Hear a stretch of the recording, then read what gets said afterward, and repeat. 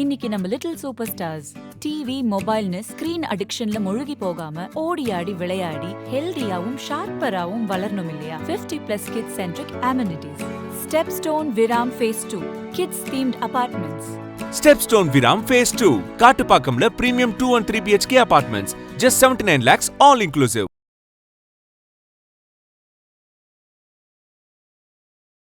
நீங்கள் மக்களை காப்பாற்றுறதுக்காக ஒன்று அஜித் மாதிரி ஒரு ஃபால்ஸாக நடிச்சுக்கிட்டே இருக்கணும். நல்ல மாதிரியே நடிக்கணும். அது நல்ல மாதிரி நடிச்சிங்கன்னா கொஞ்ச நாள் அது வெளிப்பட்டு போயிடும். Ajith matter it is not impossible, but it is not possible in 2-3 years. அதெல்லாம் முடியாது. நீங்கள் ஓவர் நைட்டில் டபுள் டபுள்லாம் வர முடியாது. ஒரு ரஜினி அளவு பாப்புலாரிட்டியோ ஒரு விஜய் அளவு பாப்புலாரிட்டியோ இல்லை விஜய் மாதிரி ஒரு பவரை பிடிக்க முடியுங்கிறது it is not possible in 3 years 5 years and all that. It's what be a very long over a period of time. Maybe ஒரு 15 வருஷம் அந்த மாதிரி பில்ட் பண்ணிக்கிட்டே வந்தால் சான்ஸ். எவ்வளோ டிசிப்ளினரியன் சந்திரசேகர் உங்களுக்கு தெரியுமான்னு தெரியாது. It's a very very big disciplinarian. இந்த டயத்தில் ஷூட்டிங்னா அந்த டயத்தில் ஆரம்பிப்பாருங்க, இந்த டயத்தில் முடிக்கிறா அந்த டயத்தில் முடிப்பார். படம் ஓடுதா இல்லையா அது அடுத்த பிரச்சனை. அந்த மாதிரி வளர்த்து இவருமே அப்பாவும் மகனும் ஒரு பிளான் பண்ணாங்க பாலிடிக்ஸில் வரணும்னு. அதுக்கு அவங்க ஒர்க் பண்ணாங்க. பாலிடிக்ஸில் பார்த்தீங்கன்னா கலைஞர் கருணாநிதி மாதிரி ஒரு ஸ்ட்ராட்டஜிஸ்ட் நீங்கள் பார்க்கவே முடியாது. இம்பாசிபிள். எதனால சார்? அவர் ஒரு பெரிய நல்ல சாணக்கியன் மாதிரி. அவன் இருக்கிறவரை செலவு பண்ணுவான். அப்புறம் சிவாஜி சார் மாதிரி பணத்தை எல்லாம் காலி பண்ணிட்டான்னா அப்புறம் உட்காந்து வருத்தப்படணும்.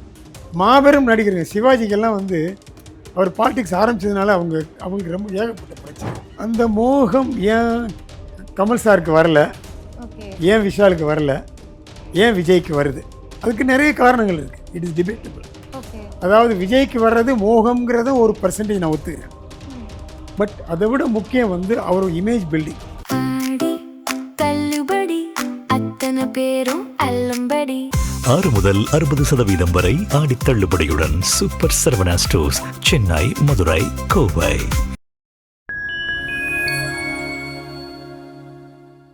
ஓகே சார், இப்போ அதே மாதிரி பார்க்கும்போது நடிகர்கள் நிறைய பேர் அரசியலுக்கு வந்துட்டாங்க. ஸோ அதை பத்தி என்ன நினைக்கிறீங்க சார்? நிறைய பேர் இது காலங்காலமா நடந்துட்டு தான் இருக்கு. இப்போ விஜய் அவர்கள் 2 வருஷத்துக்கு இப்போ ஆட்சியை பிடிச்சிட்டாரு. அதனால தொடர்ந்து நிறைய நடிகர்கள் அதுக்கு ஆர்வம் காட்டுறதா நம்ம பார்த்துட்டு இருக்கோம். அவங்களுக்கு அதாவது என்னமா நம்ம ஊர்ல உங்களுக்கு வேண்டியது ரெக்கக்னிஷன், அங்கீகாரம். ஆமா, முதல்ல மனுஷன் என்ன பண்றான், ஒரு அங்கீகாரம் வேணா அவன் ஒன்றும் நடிகன் ஆகிறான். இல்லைன்னா என்ன பண்றான்னா பாக்கெட்ல பணத்தை எடுத்து ப்ரொடியூசர் ஆகிடலாம். நீங்கள் சினிமா ப்ரொடியூசர்னால் அவங்கள ஒரு ஆள் நின்று பார்க்குறாங்கல்ல, ஏய் நான் தெருவில் இருக்காங்கடா அவன் சினிமா எடுத்திருக்காண்டா அப்படின்னா அது ஒரு 4 பேர் அதை ஒரு மேட்டராக பேசுகிறான். அதில் ஒரு அங்கீகாரம் கிடைக்குது. எப்படி இந்த டிவியில எல்லாம் இந்த சூப்பர் சிங்கர்னு சொல்லி குழந்தைங்களெல்லாம் டார்ச்சர் பண்ணி பாட வைக்கிறானுங்களே, அதெல்லாம் எல்லாருக்குமே தே வாண்ட் ரெக்கக்னிஷன். வீட்டில் ஒய்ஃப் என்ன நினைக்கிறா, நம்மளுக்கு ஒரு ரெக்கக்னிஷன் வேணும், புருஷன் நல்லா இருக்குன்னு சொல்ல மாட்டானா, நம்ம நல்லா தானே பாயசம் வச்சோம், நல்லா தானே குழம்பு வச்சேன்னு அவன் தேர் டெஸ்பரேட் ஃபார் ரெக்கக்னிஷன். அது எனக்கு தப்பான ஒரு மேட்டராக தோணுது. நான் அட்வைஸ் பண்ணுற அளவுக்கு நான் பெரிய ஆளுன்னு நான் சொல்லலை. எதுக்கு நீ ரெக்கக்னிஷனாக எதிர்பார்க்குறேன்? நான் என்ன சொல்கிறேன், உன் வேலையை நீ ஒழுங்காக பார்த்தீங்கன்னா மரியாதை தேடி வரப்போகுது. நீ அதை எதிர்பார்க்கணும். நீ ஒழுங்காக சமைச்சேன்னா 4 நாள் 5 நாள் கழிச்சா கூட அவன் சொல்கிறானே சொல்லலையோ உனக்கு ஒரு திருப்தி, செல்ஃப் ரெஸ்பெக்ட் இருக்குது, செல்ஃப் சாட்டிஸ்ஃபேக்ஷன் இருக்கு இல்லையா? ஏன் எதிர்பார்க்குறீங்க அப்ரிசியேஷனை? பார்க்கறது மனிதனுடைய இயல்பு. அந்த இயல்பை கொஞ்சம் விட்டு கொடுத்து போனீங்கன்னா யூ வில் பி ரெஸ்பெக்டட். அது மேலே ரொம்ப ஆர்வம் காட்டினீங்கன்னா நீங்கள் உங்களைத்தானே வருத்துக்கிறீங்க, பிள்ளைங்களை வருத்துறீங்க, எல்லாரையும் கஷ்டப்படுத்துறீங்க, எல்லாத்தையும் எதிர்பார்க்குறீங்க. எதிர்பார்ப்புகளை நீங்கள் ஜாஸ்தி பண்ணி நீங்களும் டிசப்பாயிண்ட் ஆகி அவங்களையும் குறை சொல்லி தேவையில்லாத ஒரு character. I think we should try to கொஞ்சம் மெச்சூர்டாக ஒரு தரமாக நம்ம வேலையை நம்ம பார்க்குறோன்னு ஒரு நம்பிக்கையோட தன்னம்பிக்கையோடு நான் வாழணும். நான் எப்போவும் சொல்கிறது, மனுஷனுக்கு முக்கியம் தன்னம்பிக்கை தான். நம்ம ஒழுங்காக வேலை பார்க்கணுமே தவிர நம்ம என்ன வேணாலும் பண்ணாமல் அப்ரிஷியேட் பண்ணணும்னா அது படிக்காதவர்கள் இல்லை ஒன்றும் தெரியாதவங்க பண்ணக்கூடிய வேலை.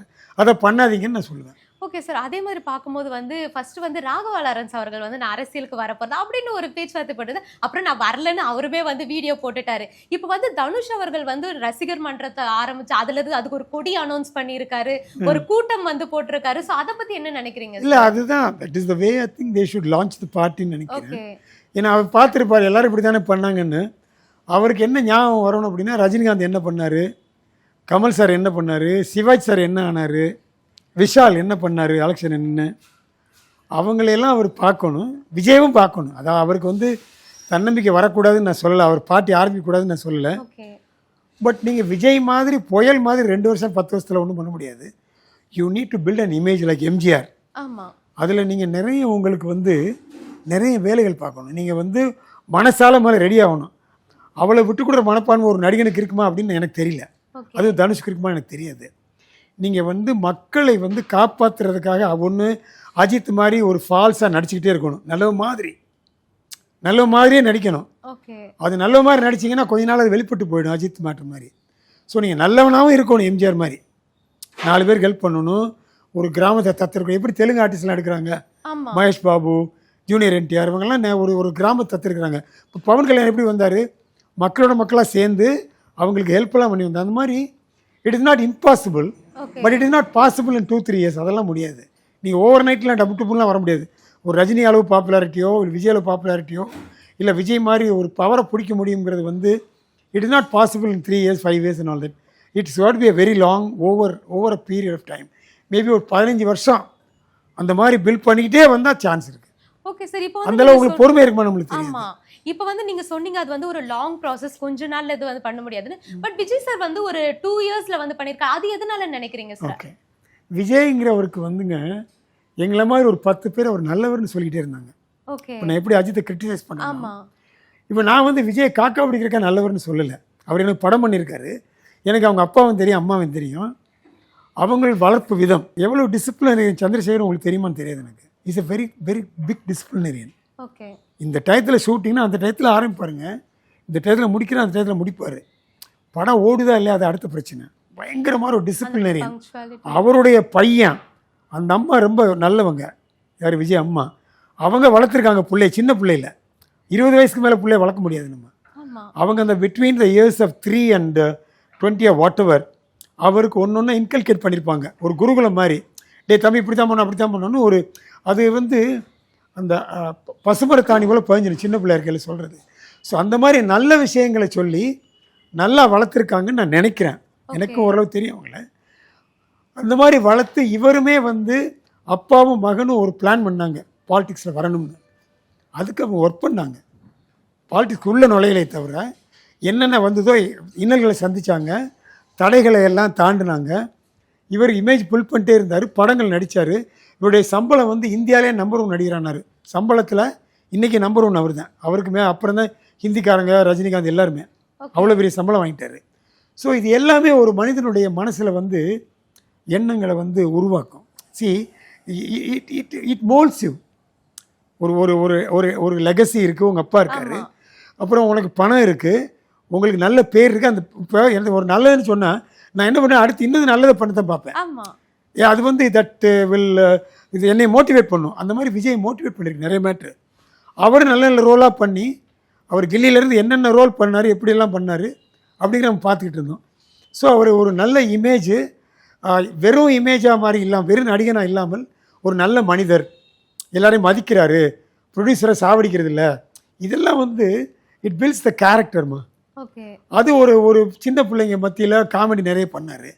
ஸோ ஹி ஹேட் கிரியேட் இந்த இம்ப்ரெஷன். எல்லாருடைய அன்பையும் அவர் வந்து ஈர்த்தார். அந்த ஈர்ப்பு இருந்ததுன்னா நீங்கள் வந்து you build an image and that is help டும். அது எல்லாருக்கும் ஹெல்ப். இப்போ தனுஷ்க்கு அந்த இமேஜ் இன்னைக்கு இல்லை, இன்னுமே வருமா எனக்கு தெரியாது. இப்போதைக்கு அவருக்கு பெரிய நல்ல இமேஜ் கிடையாது. எப்படி நம்ம அஜித்தை பற்றி பேசுகிறோமோ, அஜித்தாவது செல்ஃப் ப்ரொமோட் பண்ணி என்னென்னமோ 4 பேரை வச்சு எழுதி காசை கொடுத்து என்னமோ பண்ணிக்கிறாரு. தனுஷ் இது இனிமேல் பண்ண ஆரம்பிக்கணும். அவர் ஆரம்பித்து இன்னி இமேஜை பில்ட் பண்ணுவாரா, அது எந்த அளவுக்கு அவர் கெட்டிக்காரத்தனம் பண்ணுவார். இப்போது பாலிடிக்ஸில் பார்த்தீங்கன்னா கலைஞர் கருணாநிதி மாதிரி ஒரு ஸ்ட்ராட்டஜிஸ்ட் நீங்கள் பார்க்கவே முடியாது. இம்பாசிபிள். எதனால சார்? அவர் ஒரு பெரிய நல்ல சாணக்கியன் மாதிரி. அவர் எதுக்கு என்ன எழுதணும், எதுக்கு என்ன பதில் சொல்லணும், ப்ளஸ் இடுக்கன் வருங்கால் நகுகன் இருந்தவர். அவர் ஜெயலலிதா வந்து எங்கேயோ பீக்கில் இருந்தபோது அவர் வந்து பார்ட்டியை நடத்தினார். ஒரு அருமையான ஒரு பார்ட்டியை வளர்த்தார் டிஎம்கேயை. எத்தனை வேறு யாரும் இதை பண்ணியிருக்க முடியாதுங்க. நான் வந்து அண்ணாவையோ பெரியாரையோ குறை சொல்ல விரும்பலைங்க, அது நாட் மை இன்டென்ஷன். பட் கலைஞர் கருணாநிதி மாதிரி இன்னொருத்தர் வளர்த்துருக்க முடியுமா அந்த பார்ட்டியை கட்டுக்கோப்பா? இவ்வளவு தூரத்துக்கு அது வந்து என்ஹான்ஸ் பண்ணியிருக்குமா இமேஜை அப்படின்னா எனக்கு தெரிஞ்சு இல்லைங்க, யாருமே இல்லை. Okay sir. அதே மாதிரி வந்து இப்போ அந்த அரசியல்னு நம்ம பார்த்துக்கிட்டோம்னா வந்து, பெரிய தலைவர்கள் கால்லலாம் விழுறது வந்து ஒரு அப்பத்துலருந்து நடந்துட்டே தான் இருக்கு. இப்போ வந்து கொஞ்ச நாளா வந்து விஜய் அவர்களோட மேடையில வந்து யாருமே அந்த மாரி பண்ணாதத வந்து நம்ம பார்த்தோம். இப்போ வந்து தனுஷ் அவர்கள் வந்து ஒரு கூட்டம் நடத்தினாரு இல்லையா? அதுல வந்து ஒரு பெரியவங்க, சின்னவங்கலேருந்து எல்லாருமே வந்து தனுஷ் அவர்களுடைய கால்ல விழறத வந்து நம்ம அது பார்த்தோம். நான் நினைக்கிறேன் இவங்க கிரியேட் பண்ணியிருப்பாங்கன்னு நினைக்கிறேன். பிகாஸ் சோ கால்ல don't விழுங்க அந்த think- மாதிரி. ஏன்னா அதாவது என்னன்னா இவங்க அந்த ஸ்ட்ராட்டஜி யார் சொல்லித்தரா நம்மளுக்கு தெரியாது. Okay. யாரோ ஒருத்தர் அட்வைஸ் பண்ணியிருப்பாரு, நீங்கள் வந்து இது மாதிரி அந்த இந்த துதிப்பாடுதல்னு ஒன்று இருக்குது. பொலிட்டிக்கல் லீடர்ஸ் எல்லாருமே துதிப்பாடிட்டே இருப்பாங்கல்ல. ஜெயலலிதா உட்காந்தாங்கன்னா உங்களை மாதிரி ராணியே கிடையாது ஆமா. இல்லை. அதான் அவங்க எல்லாருக்கும் தெரியாது பொய்ன்னு, ஆனால் அவங்க அதை என்ஜாய் பண்ணுறாங்க. அவங்களுக்கு வந்து ஒரு புகழ்றது வந்து தலைக்கு ஏறுது, ஒரு போதை மாதிரி. அந்த மாதிரி ஏதோ அந்த ஏத்தனை போதை வேணும்னு எல்லாருமே நினைக்கிறாங்க. ஓகே. அதுக்கு ஒரு 10 பேரை விழுங்கடா, உங்களுக்கு ஆளுக்கு 5000 தர்றேன் அப்படின்னா விழுவான்ல. எல்லாருக்கும் பணம் வேண்டி இருக்கு. ஓகே. எப்படி நீங்கள் 100 ரூபா கொடுத்து ஒரு குவார்ட்டர் வாங்கி கொடுத்து பிரியாணி வாங்கி கொடுத்து ஓட்டு வாங்குறீங்களா? இவங்க சொல்லி கொடுத்ததான் எல்லாமே. ஸோ மக்களை வந்து நீ வந்து இப்படி டியூன் பண்ணிட்ட. ஸோ அதனால் எல்லாருமே they are ready to do anything for money. அதை பற்றி அவங்க நல்லது கெட்டது வயசு எதுவுமே யோசிக்கிறது இல்லை. மக்களை முட்டாளாக்குறீங்க. அவங்க இவ்வளோ நாள் முட்டாளாக இருந்து இப்போ தான் லேசாக அவங்களுக்கு அறிவு வந்திருக்கு. ஓட்டை மாற்றி குத்திருக்காங்க. அதுவும் எல்லாருக்கும் வரல, கொஞ்சம் பேருக்கு வந்திருக்கு. ஸோ இது இம்ப்ரூவ் ஆகுமா இல்லை மறுபடியும் will they go back to சாக்கடை நம்மளுக்கு தெரியாது. Okay sir. அதே மாதிரி வந்து நம்ம பார்க்கும்போது வந்து இது அவர் இப்பெல்லாம் பேசுறதுக்கு நம்ம கொஞ்சம் பார்த்தாலே வந்து ரஜினி சாரோட மாதிரி பேசுறாரு அப்படின்னு நிறைய விமர்சனங்கள் வந்திருக்கு. அதே மாதிரி அந்த கூட்டத்திலேயே வந்து நம்ம பார்க்கும்போது வந்து அஜித் சாரோட ஒரு டயலாகுமே வந்து பேசி இருப்பாரு. ஆமாம், இப்போ அவங்களுக்கு ஒண்ணு இது தோத்துட்டோம்னு நினைக்கிற வரையும் நமக்கு தோல்வியே கிடையாது, அந்த மாதிரி ஒரு டயலாக் பேசியிருப்பாரு. இல்லை, அது ஒரு நல்ல டயலாகு. அது வந்து யூ மஸ்ட் ஹேவ் அந்த தன்னம்பிக்கை வேண்டியது தான். இவங்க வந்து என்ன நினைக்கிறாங்கன்னா அஜித் ரசிகர்கள் நம்மளுக்கு வேணும், அதுதான் இவங்க வேணும், அவங்க வேணும்னு அது வந்து கூட்டம் சேர்க்கறது தான். ஓகே. They இப்போ want வந்து ரஜினி சாரோட ரசிகர்களும் நமக்கு ஓட்டு போடணும், அஜித் சாரோட ரசிகர்களும் நமக்கு ஓட்டு போடணும், அந்த மாதிரி ஒரு மைண்ட் செட். ஆமாம், அது ஒன்றும் தப்பு இல்லையா? அது என்ன பொறுத்தளவில் எல்லாருமே ஒரு ஸ்ட்ராட்டஜி பண்ணித்தானே அவங்க. எனக்கு வந்து ஒரு இப்போ நான் வந்து கீழ்த்தரமான ஆள் கிடையாது, நான் அரசியல்வாதி கிடையாது. பட் இவங்க எல்லோரும் எந்த லெவலுக்கு வேணாலும் இறங்குவானுங்க. அரசியல்வாதிங்கிறவனுக்கு அவனுக்கு வந்து மக்களை எப்படி ஏமாத்துறங்கிறத தவிர அவன் தொழிலே அதுதான். எதுக்கு அரசியலுக்குள்ள வரான்? ஆமா. சோஷியல் சர்வீஸ் பண்ணுறதுக்கு வரானா? எவனா பண்ணுறானா சோஷியல் சர்வீஸ்? ஒரு ரூபாய் இல்லை. அப்போ வர்றதே வந்து கமர்ஷியல் ஆதாயத்துக்கு வர்றான். வந்தவொடனே முதல்ல 100 ரூபா சம்பாதிக்கிறது, அப்புறம் 100 கோடி, அப்புறம் 5000 கோடி, அப்புறம் 10,000 கோடி, லட்சம் கோடி. ஸோ அப்படி அதுதான் டார்கெட் அவங்களுக்கு. பவர் என்னைக்கு வரும்? போலீஸ் என்னைக்கு நம்ம சொல்கிறதெல்லாம் கேட்பாங்க? அப்போ நம்ம பவருக்கு வந்தால் தானே கேட்பாங்க, இல்லை பொலிட்டிக்கல் லீடர் தானே கேட்பாங்க. நீ எதிர்க்கட்சி தலைவனை உட்காந்து அவனுக்கு போலீஸ் பயப்படுது இல்லை? உங்களுக்கு எனக்கு பயப்படுவாங்களா போலீஸு? இல்ல. மரியாதை கொடுப்பாங்க நமக்கு தெரிஞ்ச ஆளாக இருந்தால். மற்றபடி பயப்பட மாட்டாங்க. அதனால் இவனுங்க வந்து இப்படி ஒரு வாழ்க்கை இருக்குதுன்னு அவங்களுக்கு தெரியுது. அதை அவனுங்க வந்து வாழ்கிறானுங்க, மக்கள் அனுமதிக்கிறாங்க. அது நம்ம என்ன பண்ண முடியும்? அவன் இருக்கிறவரை செலவு பண்ணுவான். அப்புறம் சிவாஜி சார் மாதிரி பணத்தை எல்லாம் காலி பண்ணிட்டான்னா அப்புறம் உட்காந்து வருத்தப்படணும். மாபெரும் நடிகருங்க சிவாஜிக்கெல்லாம் வந்து அவர் பாலிடிக்ஸ் ஆரம்பித்ததுனால அவங்களுக்கு ரொம்ப ஏகப்பட்ட பிரச்சனை. ஓகே. பட் அவங்களாம் ரொம்ப நேர்மையான குடும்பம். சிவாஜி 2 சன் இருக்காங்கல்ல, இவர் இருக்காரு நம்ம பிரபு, 100% கிளாரிட்டி உள்ள ஒரு ஜென்டில்மேன். இப்போ நான் சொல்கிறேன் அஜித்னு ஒருத்தனை அப்படியே ஆப்போசிட்டு. ஜென்டில்மேன். அவங்க ஃபேமிலி, அதாவது ராஜாவோட பிள்ளை எப்படி இருக்கணும் அப்படி இருப்பார் அவர் பிரபுவோட கேரக்டர் வந்து அவ்வளோ ஒரு ரொம்ப தங்கமான ஒரு மனுஷன். ஓகே.